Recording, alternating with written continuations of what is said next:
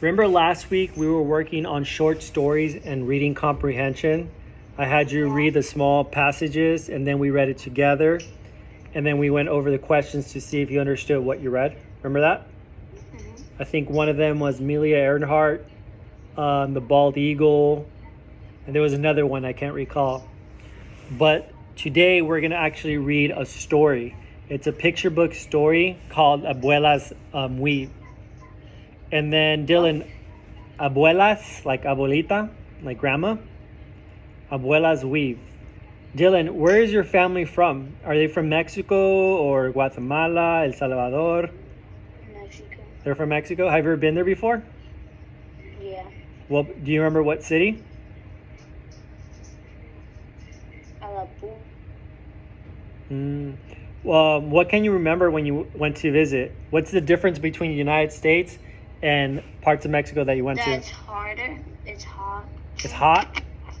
How about the way the people dress? Do they dress the same or differently? Differently. What about the food? Different. Different? What about the music? Different. How about the buildings? Not Like the houses, were they different, like from your neighborhood? they're different, I think. Okay. All right, so now I'm going to share my screen and we're going to go over some things that I want to work on, okay, with reading comprehension. So let me just get it open and then we can start, okay?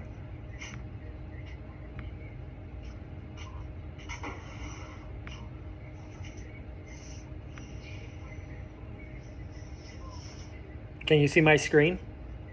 Yeah. All right, perfect.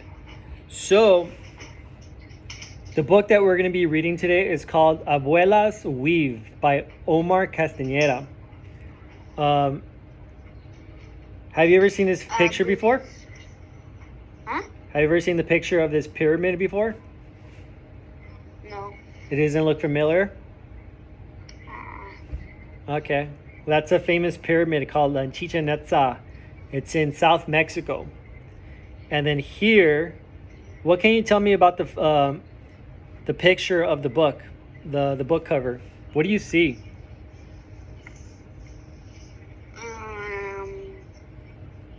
Like a straw house. Straw house, good. What do you see right in the middle?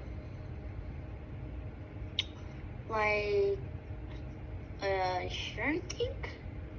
What was that again? Like a shirt, like the. Wait. Are you thinking of the word yarn? Yeah. Yeah, so there's different multicolors, huh? Did you see that when you were in Mexico, that type of style? Yeah. Yeah, have you ever seen that? Maybe your grandma or someone in your family dressed like that?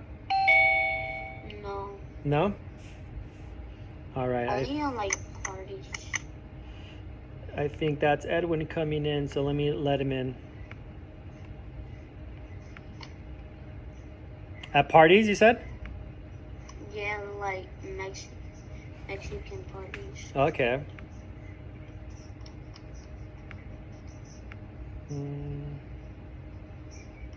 Okay. Edwin, welcome. So we're going to be working on reading comprehension, okay, Edwin? So we're going to be listening to a story, but we're going to go over a few things before we start the story to make sure you understand what we're reading, all right? So I'm going to go back to and then present my screen. And Edwin, I asked Dylan where his family was from, and he said their family's from Mexico. Where's your family from? Are they from Mexico too, or El Salvador, or Guatemala? They're from Honduras. Oh, you're a Honduran. Nice. So that's Central America. So we're going to be reading this book called Abuela's Weave. So weave is how they knit the fabric, the yarn, into clothing. Sometimes they make shirts or blouses. Sometimes they make dresses. Sometimes they make blankets, cobijas. And right here is a famous Mayan building called Chichen Itza. So the Mayans are an ancient Indian tribe that lived in Central America. So some Hondurans were Mayan, mostly Guatemalan and El Salvador, and South Mexico. Edwin, does any of this look familiar to you? Have you ever seen these pictures before? I don't remember, but I think I did.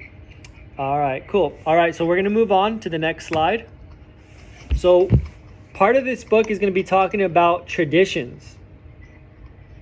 And then right here, I provided the definition of traditions. So if you don't know what traditions are, I'm going to give you the definition. So it's the handing down of cultures, beliefs, and customs from parents to children over many years. And if you don't know what a culture is, cultures are things that include food, language, clothing, tools, music, arts, customs, beliefs, and religion. So let me know, who's ever had a piñata for their birthday? Me? You've had one before? What about you, Dylan? Yeah. So is that considered a tradition?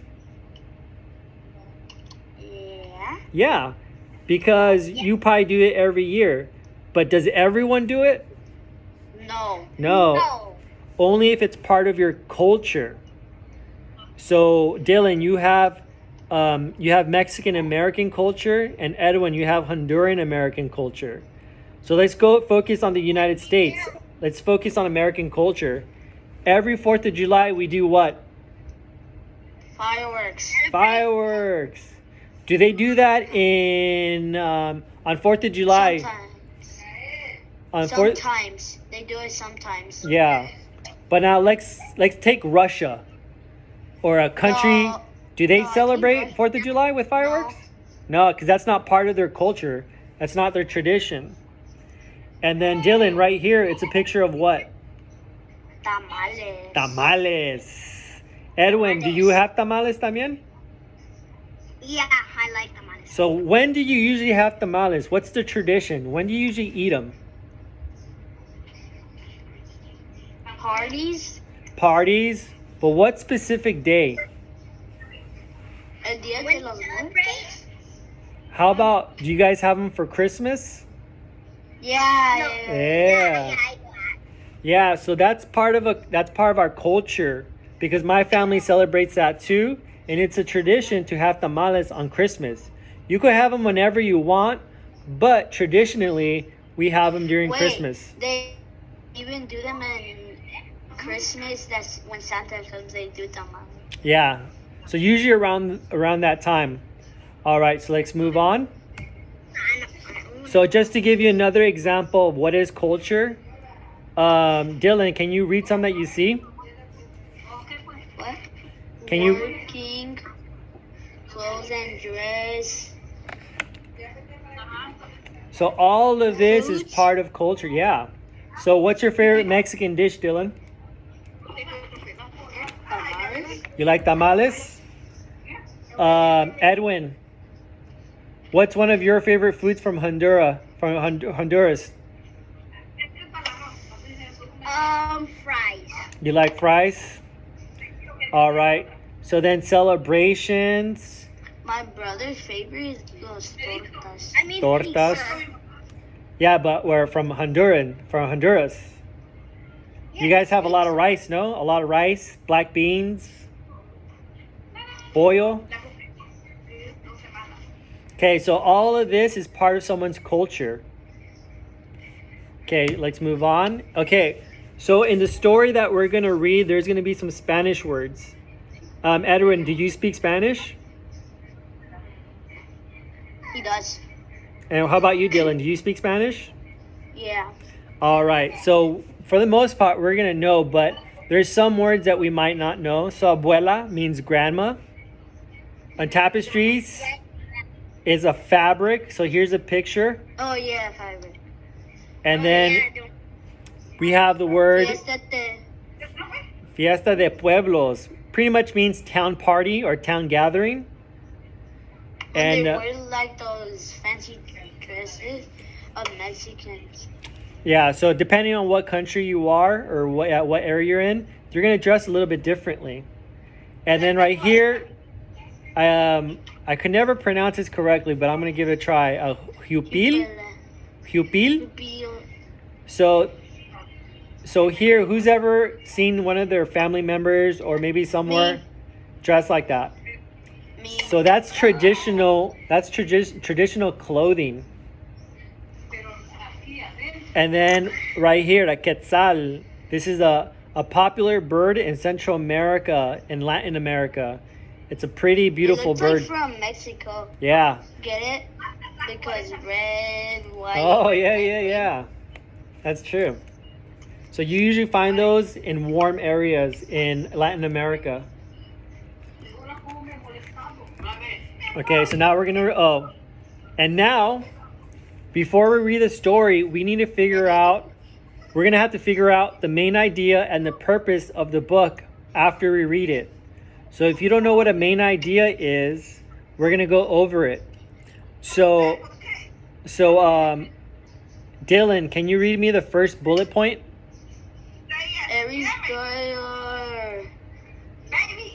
Every story or paragraph has a main idea. The main idea tells you what the story is about. Okay, I'll read the last two. The main idea may be the lesson learned or the moral of the story. And then the main idea is the most important part of the story or paragraph. So when we read Abuela's Weave, when we read that book, we have to figure out what's the most important part. And also, we have to understand what lesson are they teaching us. And then I'm going to give you an example of different stories where they teach you a lesson. So there's a famous book called The Tortoise and the Hare. And if you don't remember what that book is about, that tortoise went because the hare was like eating carrots. Like he fell asleep. Down. Yeah. So what lesson did you learn from that book?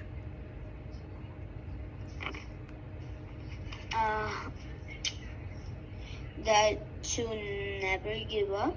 Not to give up, because the tortoise he was taking his time, but he never gave up. And what lesson did you learn about the rabbit? He was lazy. Yeah, he wasn't taking it serious because he thought he was all of that in a bag of chips. But his overconfidence cost him the race. And then we have The Boy Who Cried Wolf. I don't know if you ever heard of that book. Yeah. But just to give you a quick little summary. He was lying and then wolves came. So yeah, he kept tricking the townspeople. He would run into the village, into the town and say, "A wolf, a wolf, a wolf." And everyone would be afraid. Everyone would be scared. And they'll hide and the boy would just laugh. And then they were like, okay, we're not going to believe this boy anymore because he keeps tricking us. The villagers. Yeah, the villagers. And then one day a wolf actually came and he was running for his dear life. And he was telling everybody. But what did the villagers do? Did they listen to him? No. No. No. So what can you say? What lesson did you learn from that? Never lie. Never lie. Good. And we have the 3 little pigs, and we have Goldilocks and the 3 bears. So all those books were trying to teach you a lesson or give you a moral of the story. So now when we read the next book, which is Abuela's Weave, let's figure out what lesson they're trying to teach us. What's the main idea they're trying to let the reader know? A bella hueva. Abuela. How do you call your grandma? Do you call her abuelita, abuela? I call her like a different name. If it's like, it's my mom's mom, and we call her the name, but we call her name as mom. I think I read this like before. Oh, nice. Okay, we're gonna play it because we're running out of time. Good grammar and Let me skip this ad. Okay, so we're gonna be listening. And we're going to try to figure out what. Edwin, what are we going to be doing while we're listening to the story?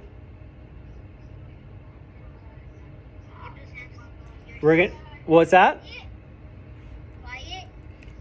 But Well, that's how you're going to behave, but we're trying to figure out the main point of the story, okay? And Dylan, we're also trying to figure out what lesson they're trying to teach us. So try to find a place where you could listen to this quietly and don't get distracted with the things around you, okay? So here it goes, because the story is about 7 minutes long. S. Castaneda.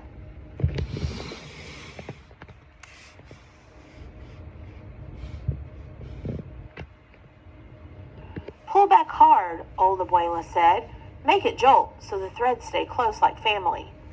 Yes, Abuela. Esperanza thrust the bolt through the opened weave and pulled the bar down with all her might. Next to her, Esperanza's grandmother, her Abuela, also kneeled in front of a backstrap loom. Both looms were tied to the same tree in the middle of the family compound. Esperanza's mother fed the chickens and pigs behind the main thatch hut, while her father was off with her brothers in the field of corn, beans, and coffee. You're learning, Abuela said. Esperanza looked at her grandmother out of the corner of her eye. She knew that Abuela was nervous about the market. Her mother said the huipiles and tapestries Abuela made could pull the wonder right out of people. But these days, more and more goods were made by machines. Esperanza worried that people would tease Abuela about her birthmark, as some kids had once done. They had started a rumor that she was a witch, and now many people were frightened to buy things from her. Daydreaming again? Abuela asked. Yes, Abuela. Well, the old woman said gruffly, get busy because there are too few days left. You still have a lot of work to do, and there will be many other people selling the same things you have. Don't worry, Abuela, I'll be busy until we leave. And she was. Esperanza and her grandmother worked from early morning, even before the sun rose, to well past sunset, when the moon rose and the compound fire gave everything the rich smell of pine. They showed no one their work, not even Esperanza's mother, because it was a special thing that they wove. They wanted to wait for the Fiesta de Pueblos in Guate to reveal it. Soon the day arrived. Bright with sun, the leaves glistening from the previous night's rain, it seemed like a good omen for Esperanza and her grandmother. Abuela appeared disguised as a woman in mourning. Dressed in black, she wrapped a long black shawl around her shoulders and across her face so that only her eyes appeared to the world. Esperanza, however, wore her favorite huipil. It was a white blouse with red, blue, and green threads in the rectangular collar. Under that, the colors bled into silver and blue, and hidden within the intricate designs of the blouse were tiny quetzals flying freely in the threads, the way they once flew in the great forests of Guatemala.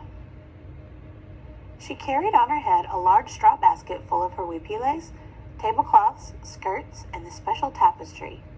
Esperanza walked steadily down the dirt avenue of Santa Cruz to get to the highway where the Guate bus would pick them up. Abuela walked several paces behind. She insisted that they pretend they did not know each other. This way, if my birthmark frightens customers, they will still buy from you, Abuela explained. When the bus came, Abuela did not even help lift the heavy basket to the boys who strapped bags onto the roof of the bus. Inside, they sat 3 seats apart, as if they were strangers, people living in different villages, people with no ancestors in common. When they arrived, the noise in the city was deafening. Large buses roared down the narrow streets, emitting clouds of black fumes. Horns blasted and people hurried roughly down the sidewalks. Esperanza wanted more than anything to get off the Sexta Avenida where people jammed the walkways and hawkers yelled from their shops or from the hundreds of carts blocking the sidewalks and streets. She felt trapped. Her lungs ached from the automobile and bus fumes, and her ears rang with the sounds of screeching brakes, horns, shouting, and the whistles of policemen. Esperanza walked quickly, the basket steady upon her head, her mind trying to focus away from the commotion and onto the stalls set up for the fiesta in the Park Central. She walked furiously, zigzagging to get down to Avenida Ocho or the Septimba Avenida, where the noise was less, when she suddenly stopped to see if Abuela was still following behind. She looked for a familiar face among the bobbing heads, the baskets, the helmets, and hats. She wanted to catch just a sight of her grandmother's shawl, like a blackbird hopping from branch to branch in a forest of people, but she could not find her. Esperanza continued to the market, hoping Abuela would eventually find her there among the other merchants. The stalls were already filled when Esperanza arrived. Old men and women nearby shooed her away or ignored her when she asked for help. At last, all she could do was set her basket between the narrow slats of two stalls. On one side, a family from Antigua sold pottery, reproductions of Mayan crafts, and clothing loomed in one of the many factories. The woman on the other side sold long bolts of cloth, musical instruments, and decorative bags. The bags all had zippers machined in the capital and long handles of colorful plastic. Everything was beautiful, Esperanza thought. She thought that no one would buy anything from her. She and her grandmother would return to Santa Cruz with no money, the long hours wasted, and the family disappointed. Esperanza sadly took out her wares to hang them one by one on long splinters in the slat wood on either side. She felt terribly alone. Even her poor abuelita was nowhere to be seen. The people slowly noticed. They pointed out the elaborate weaving. Tourists and Guatemalans alike drew closer to her tiny place and looked up with wonder at the beautiful work in front of them. The large tapestry blossomed with images of Guatemala. Esperanza and Abuela had worked in intricate symbols of the country's history. There were heroines and heroes inspired by the glorious Popol Vuh, the sacred book of the Maya. And in one corner, a beautiful Quetzal seemed to be watching over it all from within a white cage. In Esperanza's hands, the tapestry's colors shone as brightly as the sun over Guatemala's Lake Atitlan. People turned from the commercial stalls to stand before Esperanza's complex weaving. When she looked up, Esperanza saw Abuela with a smile across her birthmarked face. It didn't take long for all their work to be sold that day. The people were disappointed when all was gone, but Esperanza promised to return with new things the following month. On the way back to Santa Cruz, grandmother and granddaughter sat side by side. Esperanza's smooth and nimble fingers held tightly under her abuela's wrinkled old hands.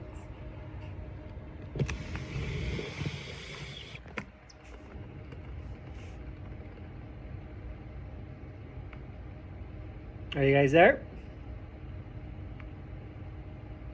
Hello? Yes. Yeah. Did you guys like that story? Yeah. Yeah. All right. So now I have some questions for you guys. I know there was a lot of information in that story, but before we talk about the central idea, let's just talk about the story itself. Who can tell me, where did the story take place? I'll give. What'd you say, Dylan? With the abuela. Guatemala. Okay, good. And who is the main character in the story? There's actually like two main characters, but there is one, Abuelita, and who else? His grandchild. Esperanza. And how would you describe the young girl, Esperanza? Was she loud, outgoing? Was she shy? Was lying of her grandma. Was lying? She was. What do you mean she was lying?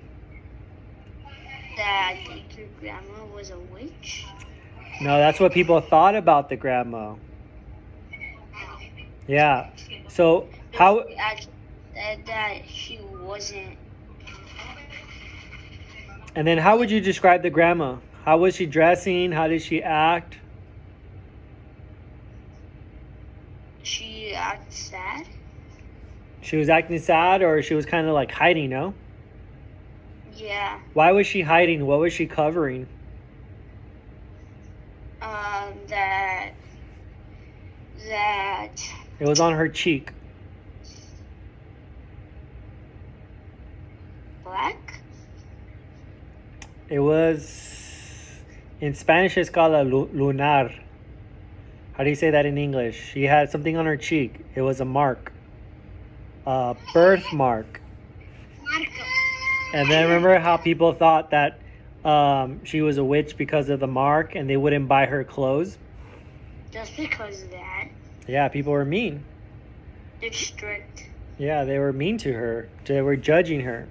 So now that we discussed a couple of those things, Edwin, I'm going to give you a chance first because Dylan's been talking more than you. So Edwin, what do you think the main message of the story was about? What is the central idea, or what lesson were they trying to teach you? About lying, I think. About lying? Yeah. Let's talk about tradition. What tradition was passed down from grandma to granddaughter? What did she teach her?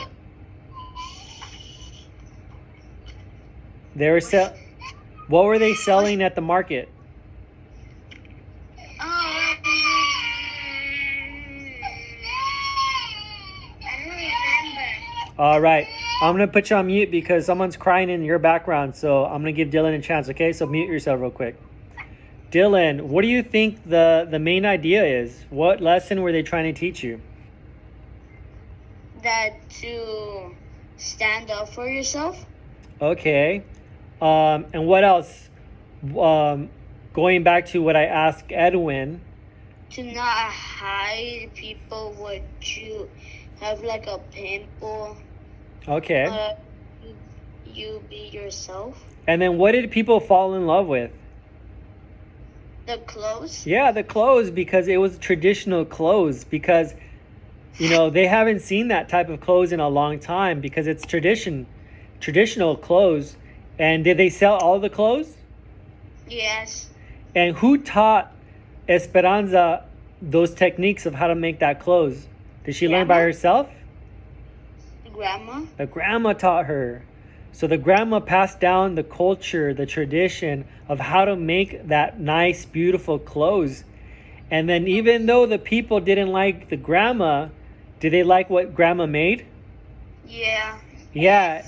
And then once they sold everything, what did the grandma do? What did she take off? The clothes that she made for them. Well, remember she was covering herself because she didn't want people to see it was her.